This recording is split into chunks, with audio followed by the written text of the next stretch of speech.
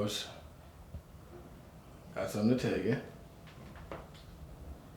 Well, come on.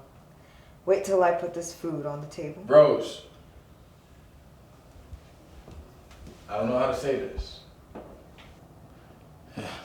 I can't explain it, none. It's one of those things that just grows on you, you know. Start out as like a little bush and then ends up turning into a whole forest. Troy, what is you talking Woman, I'm talking now, let me talk.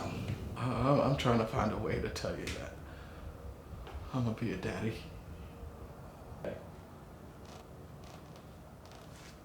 Troy, you're not telling me this.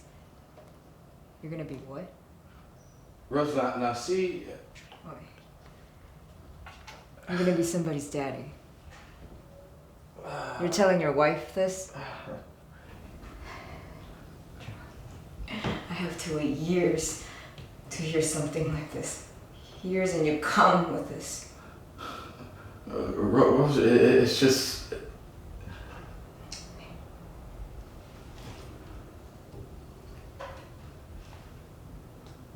Ain't nothing you can say, Troy. Ain't no way of explaining that. Why, Troy? Why? After all these years to come dragging this into me now. It don't make no sense at your age. Could have expected this years ago, but not now. Age ain't got nothing to do with it, Rose. I done tried to be everything a wife should be. Everything a wife could be. Been married all these years and I got to live to see the day you tell me you've been seeing another woman and done fathered a child by her. And you know I never wanted no half nothing in my family. My whole family is half. My 2 sisters and my brother. Can't hardly tell who's who.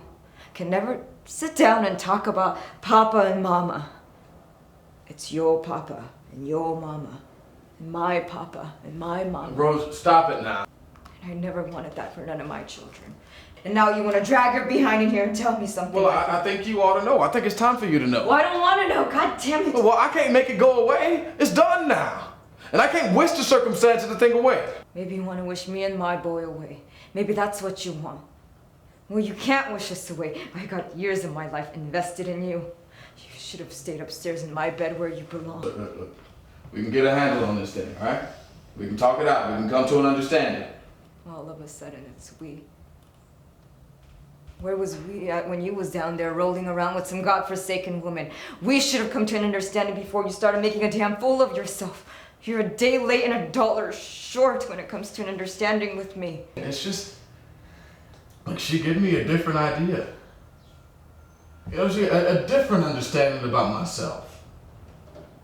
You know, I can step out of this house and I can step away from all the pressures and the problems, and I ain't got to worry about how I'm going to get the bills paid or how I'm going to get the roof fixed. I can just walk out and be a part of myself that I ain't never been.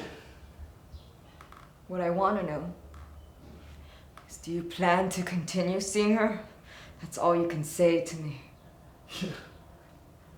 And I can sit up in her house and laugh, and it feels good. You understand what I'm saying to you? I can sit up in her house and laugh, and it reaches all the way down to the bottom of my shoes. And Rose, I can't give that up. Maybe you ought to go and stay down there with her. She's a better woman than me. No, it ain't about nobody being a better woman or nobody or nothing.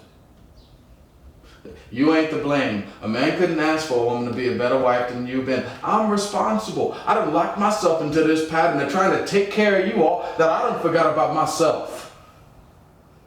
What the hell was I there for? That was my job, not somebody else's. Rose,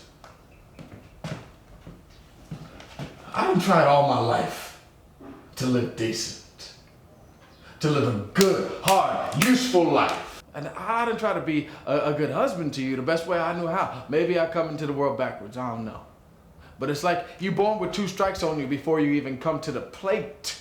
You gotta guard it closely. You can't afford to let none get past you. You're always looking for that curveball on the inside corner. If you're going down, you're going down swinging.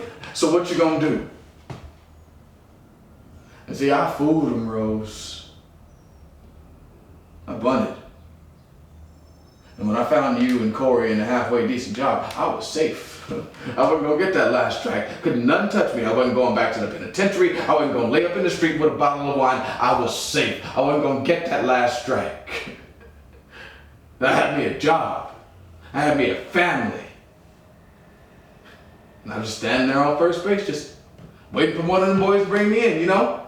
Knock me home. Should have stayed in my bed, Troy. You see?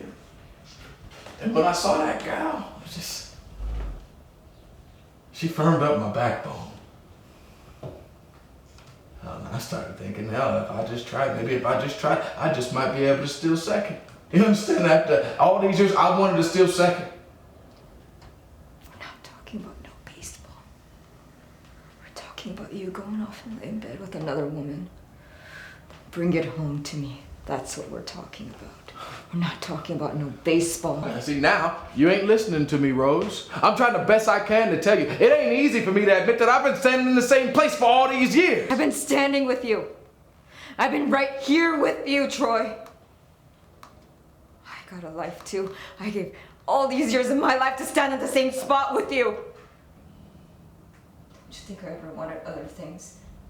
Don't you think I had dreams and hopes? What about my life? What about me? Don't you think it ever crossed my mind to want to know other men? That I wanted to lay up somewhere and forget about my responsibilities? You're not the only one who's got wants and needs. But I held on to you, Troy. I took all my feelings, my wants, my needs, my dreams, and I buried them inside you. I planted a seed. Watched and prayed over it. I planted myself inside you and waited to bloom, and it didn't take me all these years to realize the soil was hard and rocky and wasn't never going to bloom. But I held on to you, Troy. I held you tighter because you was my husband. I owed you everything I had, every part of me I could find to give you. And upstairs in that room, with the darkness falling in on me, I gave everything I had to try and erase the doubt that you wasn't the finest man in the world. And wherever you was going, I wanted to be there with you. Because you was my husband.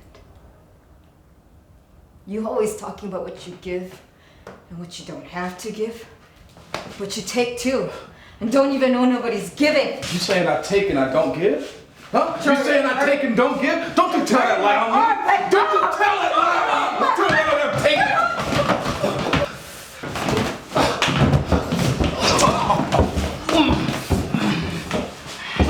Stop. All right. No. That's strike two. You stay the hell around me, boy. You living with a full count. Don't you strike out.